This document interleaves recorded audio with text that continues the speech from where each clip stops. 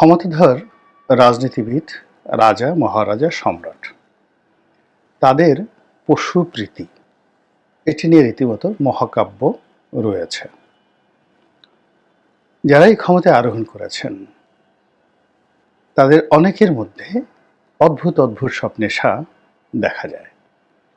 কেউ হয়তো বিড়াল পোষেন, কেউ হয়তো বানর পোষেন, কেউ বাঘ পোষেন, কেউ হাতি পোষেন, কেউ দেখা গেল যে টিয়া পাখি, ময়না পাখি পোষেন।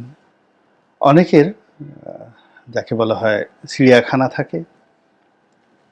তো এই সকল বিষয় নিয়ে আলোচনা করব, যেটা আমি সাধারণত রাজনৈতিক যে কথাবার্তা বলি তার থেকে একটু ব্যতিক্রম। আশা করি আপনাদের ভালো লাগবে।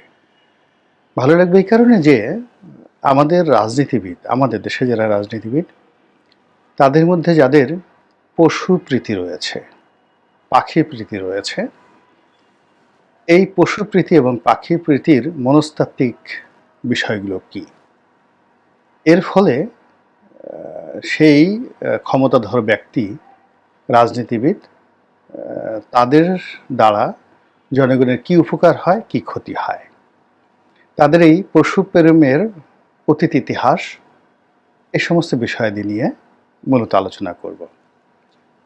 প্রথমে বলে নেই যে সাবেক প্রধানমন্ত্রী শেখ হাসিনা তিনি বিড়াল পোষতেন। তো আমি এটা নিয়ে একটা লেখা লিখেছিলাম। এটিকে বাংলাদেশ প্রতিদিনে অথবা নয়া দিগন্তে, আমার ঠিক মনে নেই, তবে এটা লিখেছিলাম শেখ হাসিনার জমানাতে, এবং আমি যখন এমপি তখন। একটি রাজকীয় বিড়ালের আর্তকাহিনী। আবার আরেকটা লেখা লিখেছিলাম, ওটাও সম্ভবত বাংলাদেশ প্রতিদিনে, সেটা হলো একটি রাজকীয় বানরের আর্তকাহিনী। তো রাজকীয় বানরের যে আর্তকাহিনী, এটা যেভাবে একটা ঐতিহাসিক ঘটনাকে কেন্দ্র করে লিখেছিলাম, আবার ওই যে বিড়ালের যে কাহিনী, ওটি মূলত শেখ হাসিনার যে বিড়াল তাকে নিয়ে লিখেছিলাম। এই যে শেখ হাসিনার বিড়াল প্রীতি বা বানরটিকে নিয়ে যে লিখেছিলাম, সেটা হলো কারবালা যুদ্ধের জনক এবং ইমাম হাসান এবং ইমাম হুসাইন রাদিয়াল্লাহু তাআলা আনহু-এর হত্যাকাণ্ডের যিনি বরপুত্র, সেটা হলো ইয়াজিদ ইবনে মাবিয়া, উমাইয়ার শাসক। মুসলমানদের নিকট এই নামটি, বিশেষ করে সুন্নি মুসলমানদের নিকট, শিয়া মুসলিমদের নিকট ভীষণ রকম নিন্দিত। তারা বিশেষ করে কারবালার যুদ্ধের নির্মমতার জন্য পুরোটাই ইয়াজিদকে দায়ী করেন, এবং ইয়াজিদের চরিত্র নিয়ে মুসলমানরা হাত দিয়ে এখনো পর্যন্ত এরকম ভালো কিছু লেখেননি। যদিও এখন কিছু কিছু সম্প্রদায় এসছে যারা ইয়াজিদকে খুব বড় করে তুলে ধরার চেষ্টা করছেন। অনেকে বলার চেষ্টা করছেন যোগ্য, সুশাসক, তারপরে তার পিতার সম্পর্কে তিনি আশরায়ে মুবাশশারা ছিলেন, এরকম আরও অনেক কিছু, আমির মাবিয়া সম্পর্কে অনেক অনেক সুন্দর কথা বলার চেষ্টা করছেন।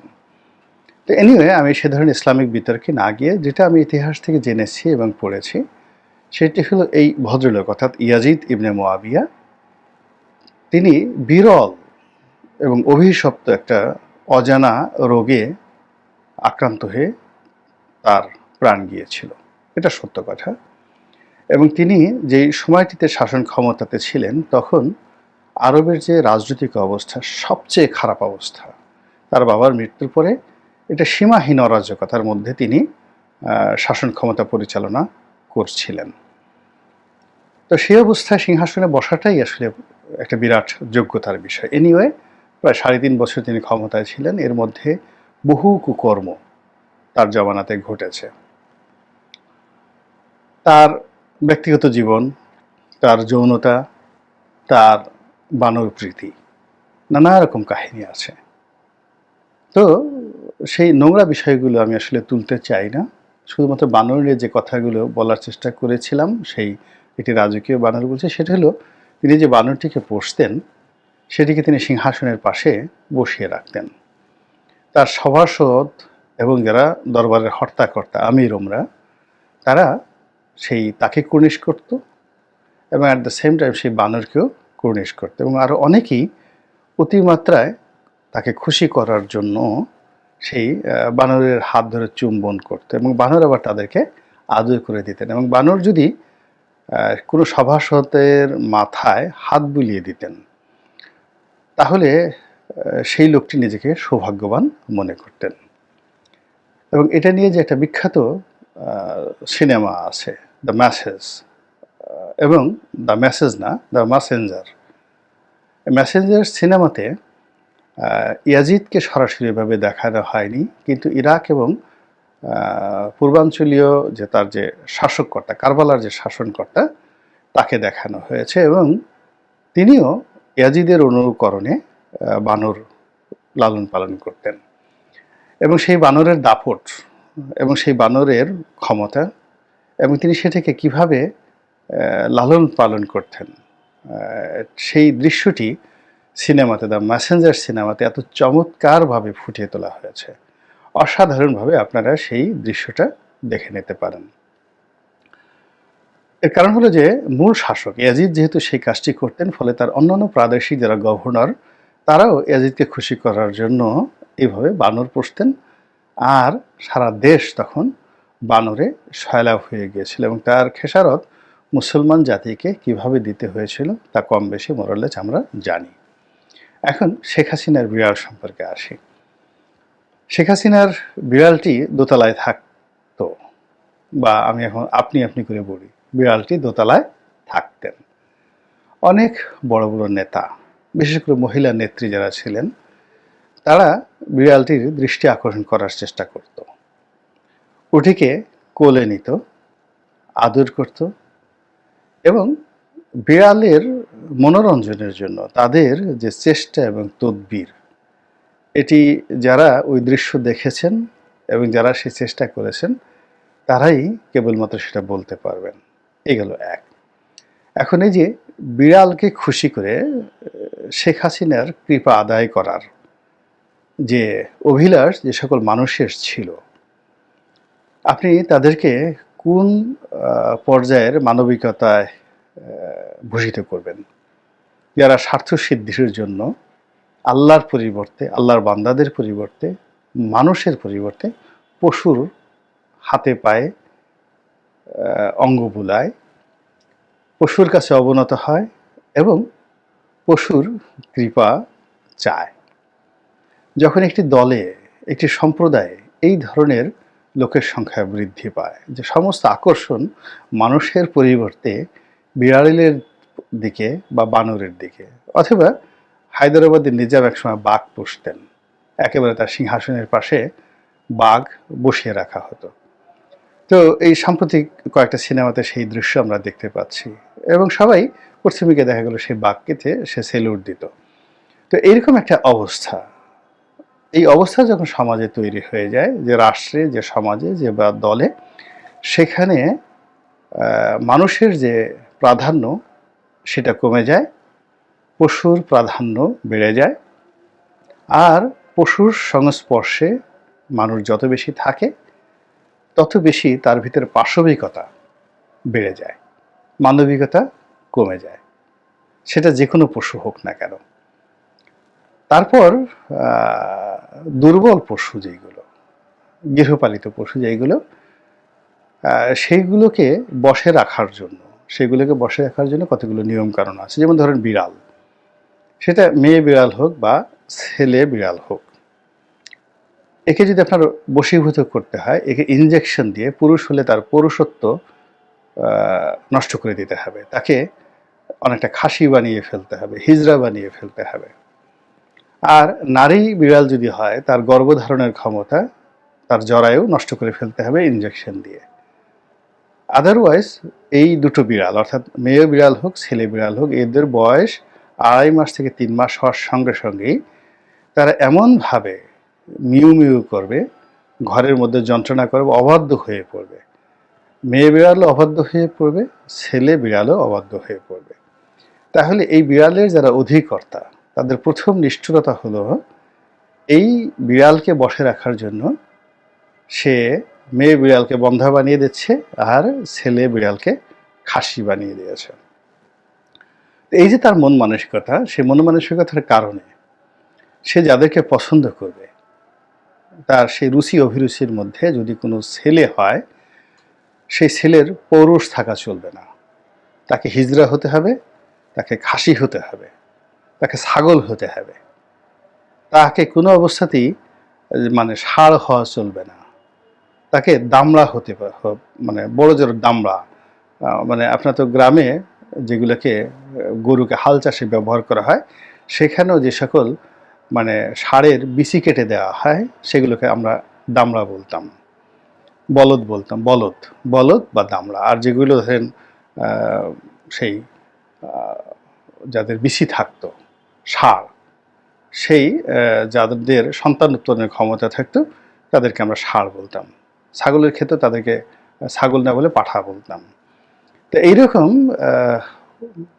যাদের সেই পুরুষ দলের মধ্যে, রাষ্ট্রের মধ্যে, সেনাবাহিনী বলেন, পুলিশ বাহিনী বলেন, যেখানে বলেন না কেন, সেখানে যাদের পুরুষদের মধ্যে ন্যূনতম পৌরুষ থাকে, ততক্ষণ পর্যন্ত এই বিড়াল প্রেমী, ছাগল প্রেমী, বানর প্রেমী যারা লোকজন রয়েছে, তারা তাদেরকে রেহাই দেয় না, তাদেরকে খাসি বানানোর জন্য চেষ্টা করতে থাকে। আর মেয়ে হলে মেয়েদেরকে বন্ধাত্ব, মানে তাদের কোনো যৌন আকাঙ্ক্ষা থাকা চলবে না। আর কোনো নারীর যদি কোনো যৌন আকাঙ্ক্ষা না থাকে, সন্তান ধারণ করার ক্ষমতা না থাকে, কিংবা সে যদি হিজড়া প্রকৃতির হয়, তাহলে রাজনীতিতে আপনি বড় জোর সুলতান সুলেমানের যে সিনেমাটা দেখেছেন বা নাটক দেখেছেন, সিরিয়াল দেখেছেন, সেখানে অসাধারণ একটা চরিত্র ছিল সুম্বুল আগা, প্রাসাদের সুম্বুল আগা। অর্থাৎ আপনি সেখানে প্রধানমন্ত্রী ইব্রাহিম পাশাকে যে আপনি একভাবে খাসি বানিয়ে সুম্বুল আগাতে পরিণত করতে পারেন। তো পশুপ্রেমী যারা, তারা প্রথমত এরকম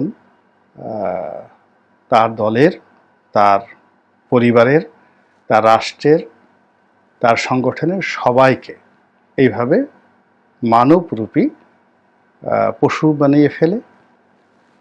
তারপরে ষাঁড়রূপী তাকে দামড়া বানিয়ে ফেলে, আর বিড়ালরূপী নপুংসক বানিয়ে ফেলে। এই হলো প্রথম লক্ষণ। দ্বিতীয় লক্ষণ হলো যে তারা সবসময় স্বজাতি বিদ্বেষী হয়। এবং প্রকৃতিতে দেখবেন যে স্বজাতি বিদেশি প্রাণীর মধ্যে সবচেয়ে নির্মম এবং নৃশংস একটি প্রাণী রয়েছে। সাধারণত প্রাণীদের নাম নিতে হয় না, আপনারা সবাই জানেন যে এরা খুবই ঘৃণিত, নিন্দিত একটি প্রাণী।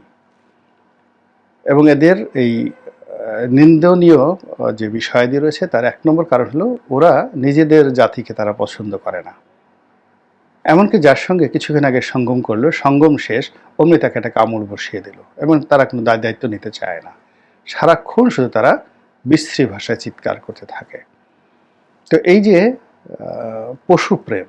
পশুপ্রেমের এই প্রথম বৈশিষ্ট্য হলো যে যাদের মধ্যে পশুপ্রেম, তারা স্বজাতি বিদ্বেষী হয়ে থাকে। অর্থাৎ তারা কোনো রাজনীতিবিদদেরকে দেখতে পারে না, তাদের মতো দ্বিতীয় কোনো ব্যক্তি বেড়ে উঠুক তারা চায় না। তারা কোনো অবস্থাতেই তাদের পাশে একটা বিড়ালকে তারা বসিয়ে যত স্বাচ্ছন্দ্য অনুভব করে, বানরকে বসিয়ে স্বাচ্ছন্দ্য অনুভব করে, এবং বাঘ বসিয়ে স্বাচ্ছন্দ্য অনুভব করে, সেইভাবে কোনো যাকে বলা হয় রাজা মানসিংহ, তারপরে রাজা টোডরমল, এরপর আবুল ফজল, এরকম বিখ্যাত মানুষদেরকে, তানসেন, এদেরকে বসিয়ে তারা কখনোই নিজেদেরকে নিরাপদ মনে করে না, কখনো মনে করে না। তো এই যে পশুপ্রেম, রাজনীতির যে পশুপ্রেম, এই দুটো বিষয় নিয়ে কেন আলাপ করেছি, কি জন্য আলাপ করেছি, এটা আওয়ামী লীগের লোকজন এখন হাড়ে হাড়ে টের পাচ্ছেন। শেখ হাসিনার ওই যে পশুপ্রেমের পাশাপাশি আরেকটি অভ্যাস ছিল, সেটি হলো তিনি ওই যেটাকে বড় বড় যে বটবৃক্ষকে ছোট করে যে কাটছাট করে রাখে, এই মুহূর্তে আমার নাম মনে আসছে না, যেটাকে টবে করে, এটাও তিনি করতেন। সেটাকে যেন কি বলে আমি জানি, বাট এই মুহূর্তে আমার নাম মনে আসছে না। তো এই কালচার যারা রয়েছে, অর্থাৎ বড় একটা কোনো কিছুকে ছোট করার মনোবৃত্তি, সেই মনোবৃত্তির কারণে এদের অবস্থা যা হয়, ওই সবসময় যাদেরকে তারা তুচ্ছ করেছে, তাচ্ছিল্য করেছে, তাদের হাতে এদের পতন হয়। যে ডক্টর মোহাম্মদ ইউনূসকে তিনি তুচ্ছ তাচ্ছিল্য করতেন, তুই তুকারি, পদ্মা থেকে ফেলে দেবেন, টুস করবেন, টাস করবেন, দেখেন নিয়তি কিভাবে খেলে দিয়েছে, তার হাতেই পতন হয়েছে।